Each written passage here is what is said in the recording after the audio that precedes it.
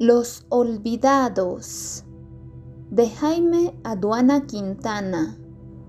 Continuación. Esa tarde salí muy feliz. Me entregaron 2 saquillos llenos que habían recolectado con víveres, como ayuda voluntaria de todo el grupo de amigos. Pero enseguida descubrí otro problema.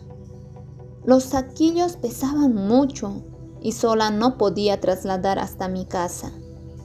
Sin embargo, Jimena, Rosa y Carmen se ofrecieron a ayudarme a llevar hasta una movilidad.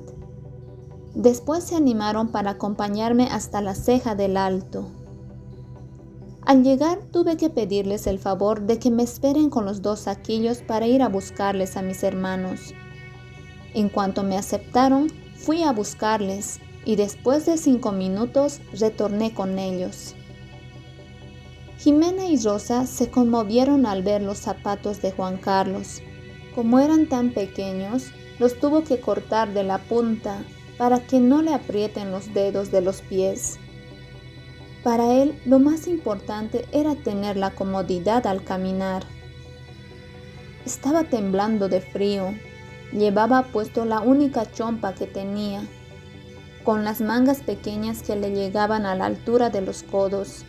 Su pantalón estaba parchado con varios pedazos de tela de diferentes colores. Marta usaba un buzo azul con franjas blancas que le llegaba arriba del tobillo, y su poncho de lana era muy pequeño, le llegaba en la cintura. Ambos aparecieron con los rostros hambrientos, quemados por el calor y el frío del altiplano, los labios rajados. Jimena y Rosa quedaron afectadas al verles. Carmen ya los conocía porque alguna vez nos vio en el puesto de su madre. Después de una corta conversación nos despedimos y al quedar solos los 3, por un momento nos miramos y mostramos una sonrisa de alegría al ver los saquillos llenos de alimento. Por otro lado, sabíamos que nos esperaba el recorrido largo para llegar a casa. Caminamos un largo trecho con varios descansos por el peso que llevamos. Por un momento nos sentamos los 3 a un lado de la carretera, esperando un milagro, que alguien nos recoja. Juan Carlos de rato en rato me recordaba preocupado. «Raquel, está empezando a oscurecer». Apenada observé cómo la noche empezaba a caer. Nuevamente sacamos fuerzas para trasladar nuestros saquillos hasta que el cansancio se apoderó de nuestros cuerpos. Marta y Juan Carlos llevaron un saquillo casi arrastrando. Entre los varios descansos ya era casi las 7 de la noche, cuando vi el alumbrado de la planta de yacimientos suspirando. Con la voz apagada les alenté. «Nos falta poco para llegar. Demuestren que son fuertes y que pueden llegar a la meta». Al llegar vi unas chispas que iluminaban y se movía en la oscuridad. Por el cansancio no di importancia. Nos sentamos en el suelo bastante agotados, faltando unos 50 metros. De pronto, en medio de la oscuridad, escuché una voz de varón que nos dijo: «Buenas noches». Todo mi cuerpo se estremeció. Inmediatamente mis manos empezaron a buscar en el suelo algo para defendernos. La oscuridad impedía que pueda identificar quién o quiénes eran. En ese instante, dentro del lodo, hallé una piedra. Cogiéndola me puse de pie y les dije a mis hermanos: «Marta, Juan Carlos, agárrense de mi cintura». En medio de la oscuridad pude reconocer una fila de adobes. No estaban por la mañana cuando salimos. Me di cuenta que lo hicieron traer en el transcurso del día. De pronto de la oscuridad salió una señora de pollera con una lámpara en la mano y nos explicó: «No se asusten, es mi esposo. Somos los dueños de este lote y vamos a empezar con la construcción de nuestra casita. Temerosa, al igual que mis hermanos, me acerqué, aunque nuestras piernas temblaban. Al principio pensé que eran personas que nos querían asaltar o matar, pero al final tuvimos que hacer un esfuerzo de darles confianza, porque no teníamos otra opción. Traté de fingir que les estábamos aceptando como nuestros vecinos, y como si hubiera adivinado mi pensamiento, el hombre se paró. Observé que llevaba puesto un poncho que le cubría su cuerpo, un sombrero negro de copa alto le cubría la cabeza. En ese instante se presentó. Soy don Constantino y mi esposa es doña Adriana. Somos de Pucarani, sus nuevos vecinos. Conversamos por unos minutos en medio de la oscuridad. Fue la mejor noticia que recibimos de nuestros nuevos vecinos. Les comentamos que estábamos agotados y por el sueño y el cansancio nos despedimos rápido. Hasta mañana, doña Adriana. Hasta mañana, don Constantino. Hicimos nuestro último esfuerzo para meter nuestros saquillos. Preparé como pude el café. Por el cansancio tomamos dormitando. Enseguida quedamos dormidos esperando de volver a nuestra rutina al día siguiente. Al día siguiente, muy temprano, me fui a mi trabajo. Por seguridad, Marta y Juan Carlos se quedaron a cuidar la casa. Ambos se armaron bien con palos por precaución. Al pasar por el lote de los vecinos, le vi a don Constantino trabajando, mientras su esposa cocinaba en una cocina rudimentaria, hecha de varias piedras. Afanosamente soplaba un pequeño tubo para que el fuego no se apague. Más aliviada y segura de que eran nuestros nuevos vecinos, les saludé al pasar. Buenos días, don Constantino. Buenos días, doña Adriana. Ambos me respondieron contentos. Buenos días, señorita. Pasaron las semanas. Rápidamente gané la confianza de Carmen, del licenciado Tito y de todo el grupo. Además de cumplir con el trabajo, el licenciado Tito me delegó la responsabilidad de llevar cuidadosamente algunos sobres que contenían mensajes confidenciales.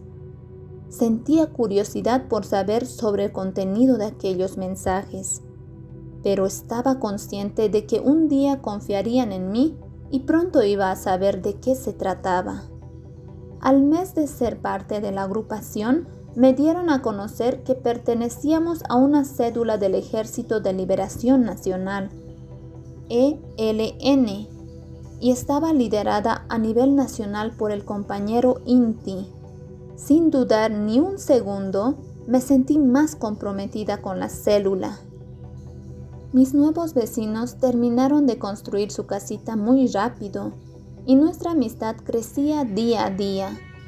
Muchas veces mis hermanos la acompañaban a doña Adriana cuando su esposo viajaba a su pueblo. Para mí era un respiro, porque sabía que se quedaban con una persona mayor y corrían menos peligro. Además, les invitaba a almuerzo y cena. Nos trataba casi como si fuéramos sus hijos. La mañana del 28 de abril, muy temprano, en tanto esperaba la movilidad en la ceja del Alto para ir a trabajar, escuché el comentario de la gente sobre la muerte de Barrientos. Los canillitas también gritaban levantando el periódico. ¡Barrientos murió en un accidente! Enseguida me aproximé a un puesto de los periódicos.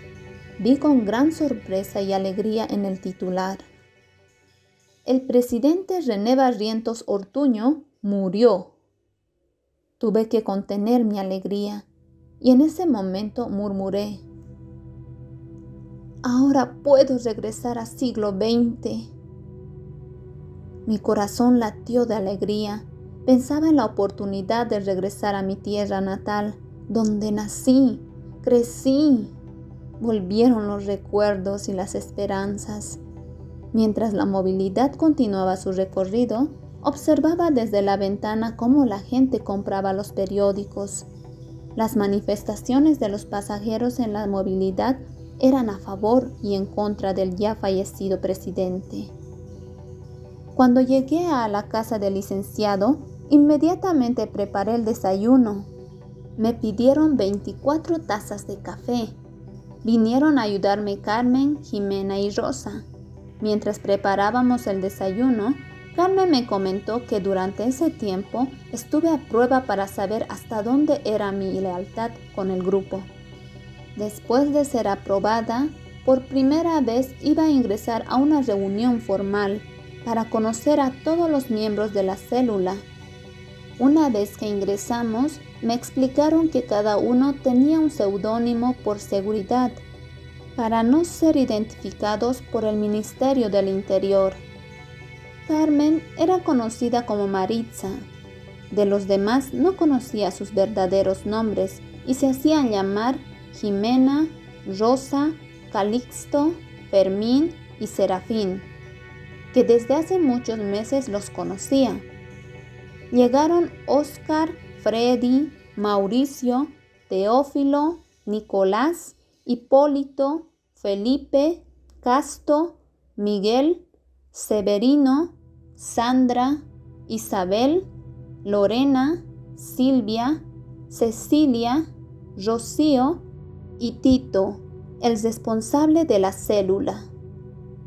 Mientras se servían el café, Tito continuó haciendo el análisis político del futuro gobierno.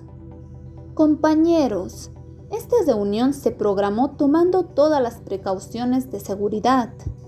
Afuera tenemos a 2 compañeros para que puedan darnos cualquier alarma en caso de que se acerque algún miembro sospechoso del Ministerio del Interior. Mientras hablaba, todos los miembros del grupo mantenían el silencio y estaban muy atentos a sus palabras. Compañeros, con la muerte de Barrientos no significa que cambiará la situación del país. Sabemos que constitucionalmente debe asumir Luis Adolfo Siles Salinas la presidencia y, al igual que los otros gobiernos, estará al servicio del imperio estadounidense. Nos recomienda el compañero Inti conjuntamente la Dirección Nacional del Ejército de Liberación Nacional, la organización, la preparación política y militar clandestino para continuar con nuestro objetivo. Hoy delegaremos las responsabilidades de trabajo. Llegué a conformar en el grupo de Maritza. Esa misma mañana me bautizaron con mi seudónimo de Sara. A partir de ese día me presentaba como Sara. Elaboramos documentos, panfletos y otros materiales. Pude ver la verdadera realidad de nuestro país. El compromiso, la lealtad, el patriotismo y el espíritu revolucionario hicieron que posponga el retorno a mi tierra natal. Muchas veces tuve que pedirle el favor a doña Adriana para que mis hermanos puedan quedarse en su cuarto, porque teníamos mucho trabajo en la célula. Tito nos reiteraba que en la estructura existía varias células que no conocíamos por seguridad. Si una célula cae en manos de la inteligencia del gobierno, no podrán caer las otras células porque sencillamente no nos conocemos en la totalidad. Fueron días difíciles. Muchas veces la seguridad del Estado estuvo muy cerca para atraparnos. El miedo se apoderaba de nosotros y muchas veces llegué a pensar que ahí se acaban nuestras vidas. Pero nuestra conciencia nos impulsaba ahora o nunca. El trabajo político era muy importante para concientizar al grueso de los bolivianos en favor de todos, en especial de los olvidados, para que un día tengamos una mejor calidad de vida. El 9 de septiembre recibimos una mala noticia. Nos confirmaron que el compañero Inti fue acorralado en un domicilio de la calle Santa Cruz en la ciudad de La Paz y luego de un tiroteo fue abatido por la inteligencia del gobierno. Maritza derramó algunas lágrimas comentando que tuvo la oportunidad de conocerlo. fueron momentos tristes para todos los compañeros. Asimismo, supimos que la inteligencia del gobierno estaba tras nuestra búsqueda para apresarnos. Tito nos recalcaba que debíamos ser muy fuertes, cautelosos para continuar con nuestra lucha. Nos dijo que muchas veces el precio de un revolucionario es pagar con su vida. El gobierno de Luis Adolfo Siles Salinas duró corto tiempo. El 26 de septiembre de ese mismo año fue derrocado por el general Alfredo Obando Candia. Fue un gobierno que contaba con un gabinete de izquierdistas y derechistas. Decían que era mucho más complicado la situación para la organización. Tito, en una reunión clandestina de la célula, nos informó: el compañero Chato, hermano de Inti, asumió la dirección nacional. Está dispuesto para ir a las montañas y continuar con la lucha armada. Posteriormente, fijará la fecha para internarse a Teoponte. Es el lugar más adecuado para la lucha armada. Hubo momentos muy tensos para todos nosotros. Por lo tanto, el trabajo que nos encomendaron a las mujeres fue de organizar la red urbana con el objetivo de tener una buena comunicación y organización con los compañeros que se encontraban en las montañas. Sin embargo, el gobierno de Alfredo Obando Candia nacionalizó la empresa estadounidense Gulf Oil Company con el nombre de Yacimientos Petrolíferos Fiscales Bolivianos, impulsado por su ministro de Hidrocarburos Marcelo Quiroga Santa Cruz. Fue un gran avance para la clase trabajadora y el pueblo boliviano, pero la alegría no duró mucho. El imperio estadounidense presionó al gobierno boliviano para sacarlo al ministro de Hidrocarburos y cambiar su política para los intereses de las empresas transnacionales. Un pequeño grupo que tenía poder económico apoyaron al gobierno sabiendo que estaba al servicio de los intereses extranjeros y la mayoría del pueblo quedamos insatisfechos. A la hora de retornar a la casa sentía mucho miedo. Mis nervios se volvían tensos y mis piernas no dejaban de temblar. Discreta antes de partir, esperaba que empiece a caer la noche y luego caminaba muy recelosa, sabiendo que ponía en peligro la vida de mis 2 hermanos, cuidando que nadie me persiga. Algunos días llevaba solo una bolsa de pan y cuando preparaba cena llevaba en una pequeña olla para mis hermanos, porque me esperaban con el estómago vacío. En cuanto llegaba, primero les buscaba en la casa de doña Adriana. Muy pocas veces les encontraba descansando en la casa. Les hacía comer. Hablábamos un poco y enseguida se dormían, mientras yo me quedaba angustiada por el temor de que en cualquier momento la inteligencia del gobierno pudiera allanar la casa y detenernos a todos. Unos minutos me quedaba atenta a cualquier sonido y por el cansancio terminaba dormida hasta que el despertador del reloj me hacía saltar en la madrugada. Inmediatamente preparaba algo de comer para mis hermanos, se los envolvía bien y salía apurada a las 5 de la mañana para llegar a la Ceja del Alto. Luego abordaba la movilidad que me acercaba a la altura del domicilio del licenciado Tito. Con la misma rutina pasó el tiempo, hasta que una mañana, el 18 de julio de 1970, en una reunión de emergencia, Tito nos dio a conocer sobre la última noticia de nuestros compañeros. Compañeros, hoy se marchan a Teoponte nuestros compañeros Hipólito, Casto y Miguel. Han decidido unirse al grupo de El Chato. El objetivo es de continuar la lucha armada en las montañas. Todos los que pertenecíamos a la célula nos sorprendimos y Maritza preguntó: Compañero Tito, ¿por qué recién nos hace conocer la decisión que tomaron nuestros compañeros? Muy sereno respondió a la pregunta que hizo Maritza. La planificación y la organización fue muy reservada para que no filtre información. Hoy se marchan 67 compañeros como alfabetizadores.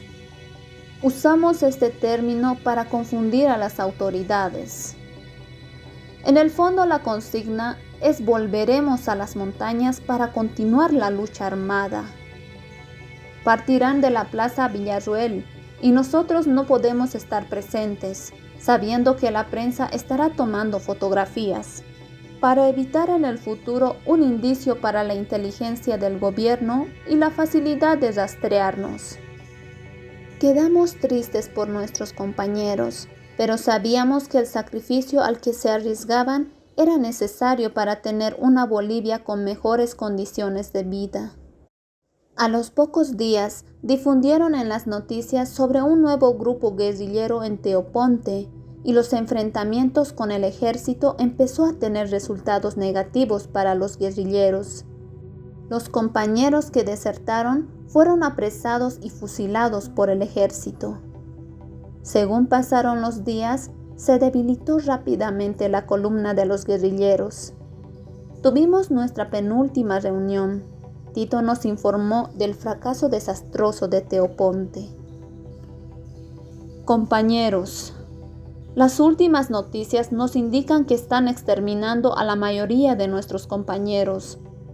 En las listas y fotografías de los muertos que publicó el Ministerio del Interior están Hipólito, Casto y Miguel.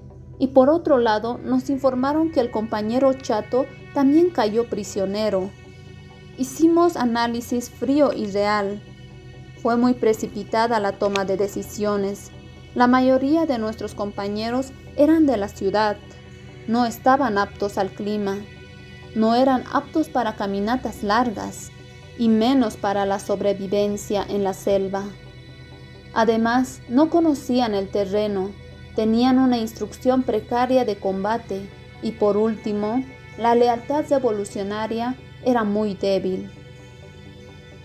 Al oír la verdad, quedamos con un nudo en la garganta. Mis lágrimas inevitablemente empezaron a rodar. Carmen, Rosa, Jimena, Sandra, Lorena, Isabel y Silvia lloraron por nuestros compañeros fallecidos. Los compañeros que estaban con nosotros tenían la mirada perdida. Nos quedó el recuerdo de sus rostros y sus palabras que se grabaron en nuestras memorias. Pagaron el precio por una mejor vida. El dolor nos fortaleció en el trabajo político, a pesar de que la inteligencia del gobierno continuaba pisándonos los talones. Nos quedábamos a preparar el material para difundir y concientizar a nuestros hermanos bolivianos. Solo tenía el problema a la hora de retornar a mi casa. Caminar sola en la oscuridad era mi pesadilla.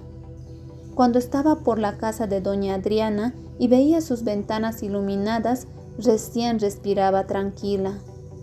Pero aquella noche su casa estaba oscura y pensé: doña Adriana ya se durmió.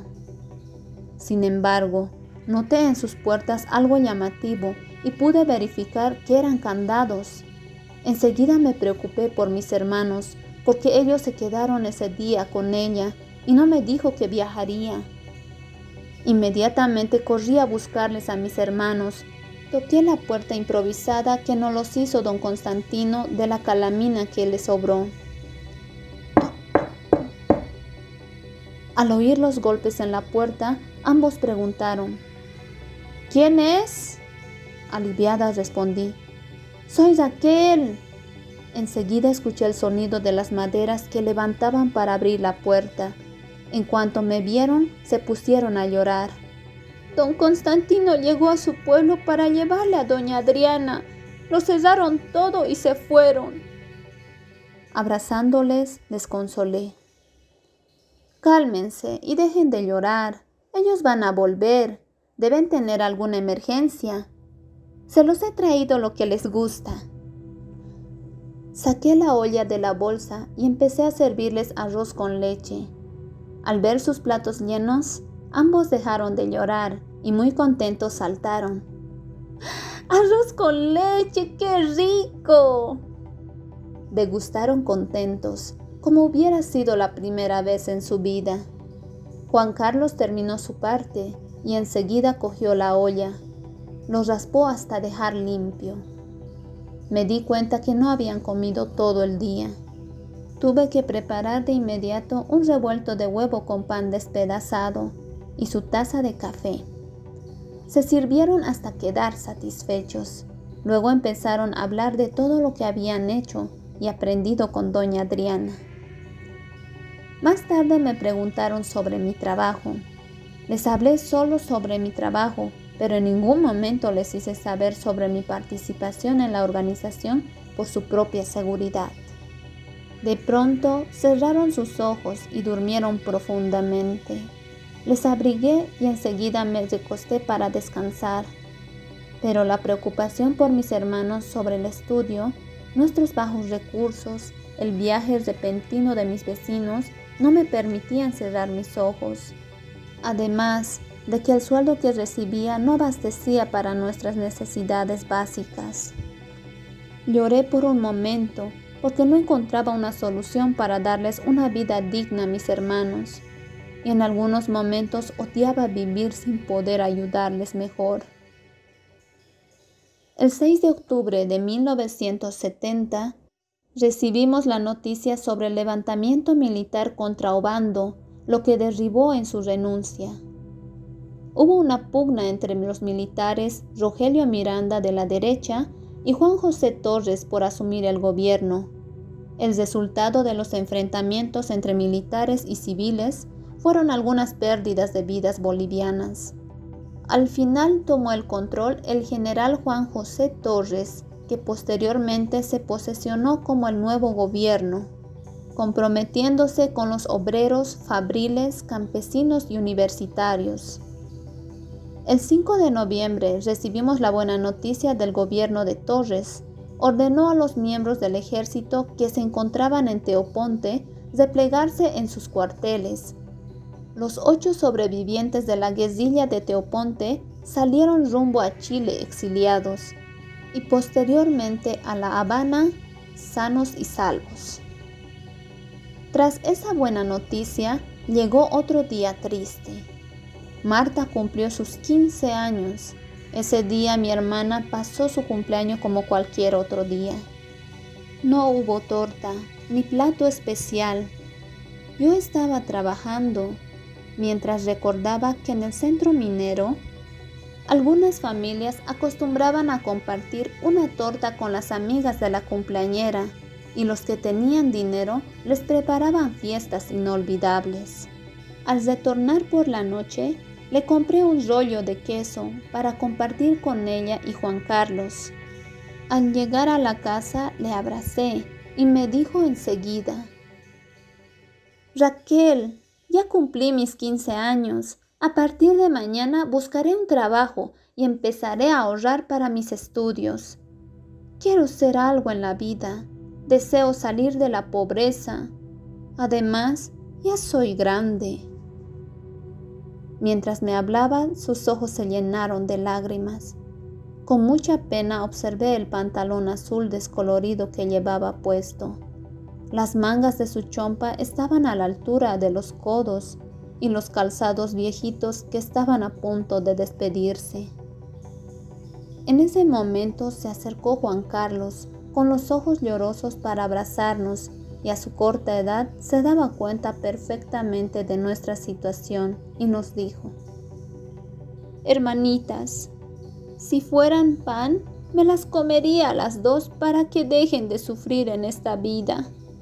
Pero ya voy a ser un hombre y yo las voy a cuidar». Al oír sus palabras, los 3 desahogamos nuestras tristezas. Teníamos guardado desde hace mucho tiempo, desde que habíamos perdido a nuestros padres. Nos hacían mucha falta. Extrañábamos su cariño, sus recomendaciones, su apoyo para nuestro progreso. Después de llorarlos un buen tiempo, nos quedamos en silencio, con las miradas perdidas. Solo se escuchaba el ruido que hacía la carpa y el frío que nos hacía temblar. preparé un café caliente para compartir el rollo. En silencio saboreamos y después decidimos descansar. En cuanto cerraron sus ojos, salí al patio para respirar y aclarar mis pensamientos. Estuve sentada un par de horas sobre la muralla de adobes, con la mirada perdida hacia la planicie del altiplano. Resaltaba la planta de yacimientos por la iluminación. Las movilidades que transitaban por la carretera de rato en rato iluminaban el camino. Confundida dirigí la mirada hacia las estrellas y recordé las palabras de mi madre. El alma de las personas que mueren están en el cielo y nuestros seres queridos desde ahí nos pueden ver y escuchar. Empecé a hablarles en voz baja. Mamita, papito, ¿dónde están? Nos hacen mucha falta. ¿Han visto cómo están mis hermanos? No sé cómo ayudarlos. Están creciendo y ya no podré detenerlos. Tengo miedo de perderlos a ellos también. Necesito una guía. Ayúdenos, guíennos. Marta salió en busca de trabajo. Después de una semana consiguió como ayudante de cocina en la pensión. Las 3 haces. Era un trabajo bastante agotador, pero ya tenía la comida seguro. Juan Carlos se quedaba solo en la casa. Comenzaron muchas construcciones en lotes dispersos y era necesario que se quede en la casa. Por las noches nos encontrábamos en la ceja con mi hermana para retornar juntas. Al llegar lo encontrábamos a Juan Carlos dormido sobre el muro de adobes, cubierto con una frazada, y como siempre, al costado tenía listo un palo para protegerse. De esa manera pasaron los días y las noches, siendo una gran preocupación por mi hermanito. A principios del mes de agosto de 1971, nuestra inteligencia nos hizo llegar noticias confidenciales. Nos dijeron que hicieron sonar los sables en los cuarteles por presión de la Embajada estadounidense y la Agencia Central de Inteligencia, CIA. El compañero Tito nos comentó que la situación se agravaba en nuestro país y por lo tanto teníamos que estar preparados para enfrentar la situación. A medida que pasó el tiempo, recibimos noticias preocupantes. Nos dijeron que el imperio estadounidense presionaba para elegir y apoyar a gobiernos que estaban bajo sus intereses externos y estaban haciendo derrocar a los gobiernos progresistas de Latinoamérica. Indudablemente, el trabajo que realizábamos los de la célula significaba un riesgo para cada uno de nosotros, pero estábamos conscientes que nuestra causa era justa, que luchábamos por tener un futuro mejor para nuestras generaciones, sin niños abandonados, sin ancianos o niños durmiendo bajo los puentes, sin pobreza, mejor salud y educación.